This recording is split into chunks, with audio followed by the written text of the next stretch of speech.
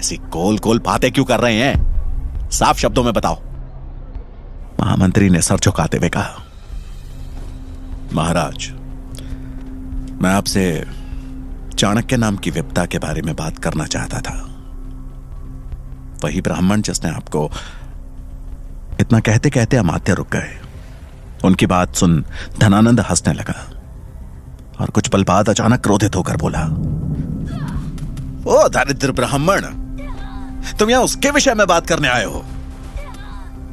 धनानंद की ऊंची आवाज सुनकर अमात्य थोड़ा घबरा गए, लेकिन फिर भी अपनी बात बड़ी विनम्रता से रखते हुए बोले, महाराज, वो दरिद्र जरूर है लेकिन बुद्धिमान और चतुर भी। मुझे डर है कि आपने उसे केवल देश निकासा देकर बहुत बड़ी गलती कर दी। आपको उसे मृत्यु दंड देना चाहिए था। महामंत्री, मुझे पता है कि कौन बुद्धिमान है और कौन मूर्ख, और वो दरिद्र ब्राह्मण तो महामूर्ख है। उससे भला किसी को क्या खतरा हो सकता है? अभी आप जा सकते हैं। ये बोलकर धनानंद तेजी से अपने कक्ष की तरफ चला गया। अमात्य वहीं हैरान से खड़े रह गए। चाणक्य की सच्चाई से अमात्य परिचित थे। वो जानते थे कि अगर चाणक्य ने कोई प्रण लिया है तो उसे पूरा करने का वो हर संभव प्रयास करेगा। उसके पास जरूर कोई योजना होगी, या फिर उसने अब तक कोई योजना बना ली होगी। अमात्य वहीं खड़े गहरी सोच में डूब गए और थोड़ी देर बाद मनी मन बोले, महाराज, आपको आभास नहीं होगा लेकिन मुझे है कि चाणक्य क्या क्या कर सकता है। उसे रास्ते से हटाने का काम अब मुझे ही करना होगा।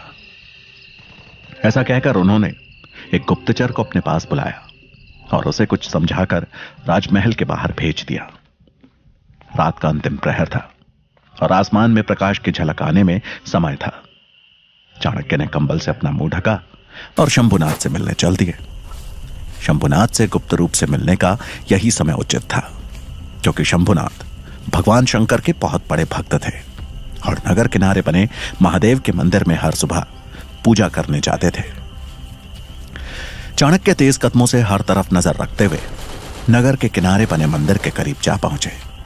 मंदिर से कुछ दूरी पर ही चाणक्य ने अपने कदम रोके और एक बाज की नजरों से चारों ओर देखने लगे। मंदिर से उठता घंटे का शोर ये तो बता रहा था कि शंभुनाथ पूजा करने आ चुके थे, लेकिन इस बात की पुष्टि नहीं थी कि वो अकेले हैं या उन पर कोई नजर रखे हुए है। चाणक्य ने मंदिर के हर कोने पर नजर दौड़ाई, लेकिन उन्हें कोई नहीं दिखा। वो अपने कदम आगे बढ़ाने ही वाले थे कि तभी उन्हें एक आहट का आभास हुआ। उन्होंने आवाज की तरफ नजर दौड़ाई तो लगा जैसे कोई इंसान पेड़ के पीछे छिप छिप कर नजर रखे हुए है। चाणक्य समझ गए कि शंभुनाथ अकेले नहीं है, उनके पीछे गुप्तचर हैं। अब वो शंभुनाथ से मिलने का उपाय खोजने लगे।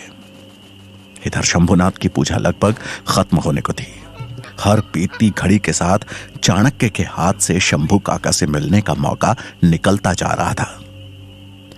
कुछ सोचते हुए चाणक्य ने अपनी खुली शिखा के बालों को अच्छे से समेटा और अपने मुंह को कंबल से अच्छे से ढक पहुंच गए पेड़ के पीछे छुपे हुए उस गुप्तचर के पास। अचानक अपने पीछे कंबल ओढ़े आदमी को देखकर वो गुप्तचर एक बार को तो सकपका गया, लेकिन फिर हिम्मत जुटाते हुए अपनी कटार पर हाथ रखते हुए बोला, कौन हो? कंबल नीचे करो। चाणक्य निर्भीक खड़े रहे और उसकी आंखों में आंखें डालकर बोले, कहां से गुप्तचर होने की शिक्षा ली है मूर्ख?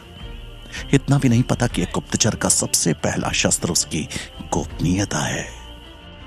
चाणक्य की बात सुनकर वो डर गया, लेकिन फिर अपने आप को संभालते हुए बोला, तुम्हें कैसे पता चला कि मैं गुप्तचर हूं? तुम जैसे सैकड़ों ढोंगियों से पाला पड़ता है मेरा। अंतिम अवसर दे रहा हूं, कंबल नीचे करो। ऐसा कहकर उसने अपनी कटार निकाल ली, जिसे देख चाणक्य ने दोगुने क्रोध का प्रदर्शन करते हुए कहा, मूर्ख, अपने से वरिष्ठ गुप्तचर को कटार दिखाएगा? मंत्री शंभुनाथ पर ही नजर रखने भेजा था ना तुम्हें कि कहीं वो उस दरिद्र ब्राह्मण से संपर्क करने की कोशिश करे। तो क्या सही से अपना काम कर रहे हो? अपने आत्मविश्वास के बल पर अब चाणक्य उस गुप्तचर पर हावी होते दिख रहे थे। उस गुप्तचर की कटार पर पकड़ ढीली होने लगी थी। ये देख चाणक्य ने और दृढ़ता के साथ कहा, चेहरा तुमने ढका नहीं और अब क्या कानों में भी रुई डाल के बैठे हो? जो मंदिर के पीछे हो रही आहट तक नहीं सुनाई दे रही तुम्हें? शर्म आ रही है मुझे तुम्हें देखकर। समझ नहीं आ रहा कि इतने आवश्यक कार्य के लिए तुम्हें चुना गया है। गुप्तचर नहीं हो तुम, कलंक हो, और कलंक को जितनी जल्दी मिटा दिया जाए उतना राज्य हित के लिए उचित होता है। चाणक्य की दृढ़ता के आगे वो गुप्तचर टूट गया और उनके कदमों में गिरकर बोला, क्षमा करें मुझे, कृपया इस भूल को सुधारने का एक मौका दे स्वामी। मैं विश्वास दिलाता हूं कि आइंदा से किसी त्रुटि का मौका नहीं दूंगा। ऐसा कहकर वो गुप्तचर गिड़गिड़ाने लगा। वो गुप्तचर अब पूरी तरह से चाणक्य की मुट्ठी में था। अपने स्वर को गंभीर बनाए रखते हुए चाणक्य बोले, अंतिम मौका दे रहा हूं, जाओ जाकर मंदिर का पिछला हिस्सा देख कर आओ। तब तक मैं शंभुनाथ पर नजर रखे हुए हूं। ध्यान रहे, कोई भी कोना छूटना नहीं चाहिए। प्राणों की भीख मिलते वो गुप्तचर उठा और अपना चेहरा ढक के मंदिर के पीछे की ओर भागा। तभी शंभुनाथ अपनी पूजा समाप्त कर मंदिर से नीचे उतरने लगे। चाणक्य बगैर समय गवाए तुरंत उनके पास गए और अपना कंबल हटाते हुए उन्हें प्रणाम किया। अपने सामने चाणक्य को देख शंभुनाथ घबरा गए और इधर उधर देखते हुए बोले, पुत्र तुम्हें पता है कि अगर तुम्हें यहां किसी ने देख लिया तो मृत्युदंड तय है। चाणक्य ने उनको शांत करते हुए कहा, मुझे आभास है काका, पर आप निश्चिंत रहें, अभी हम पर किसी की नजर नहीं है। मैं आपसे मिलकर बस आपको बताना चाहता था कि धनानंद के सर्वनाश की प्रक्रिया शुरू हो गई है। मैं एक बालक को भावी राजा बनाने की शिक्षा देने तक्षशिला लेकर जा रहा हूं और धनानंद को गद्दी से हटाने की मेरी इस योजना में मुझे आपकी आवश्यकता होगी। आपकी मदद के बिना यह योजना सफल नहीं हो सकती, इसलिए आपसे प्रार्थना करने आया हूं। चाणक्य की बात सुनकर शंभुनाथ बोले, पुत्र, मुझ जैसा बूढ़ा आदमी भला तुम्हारी क्या मदद कर सकता है?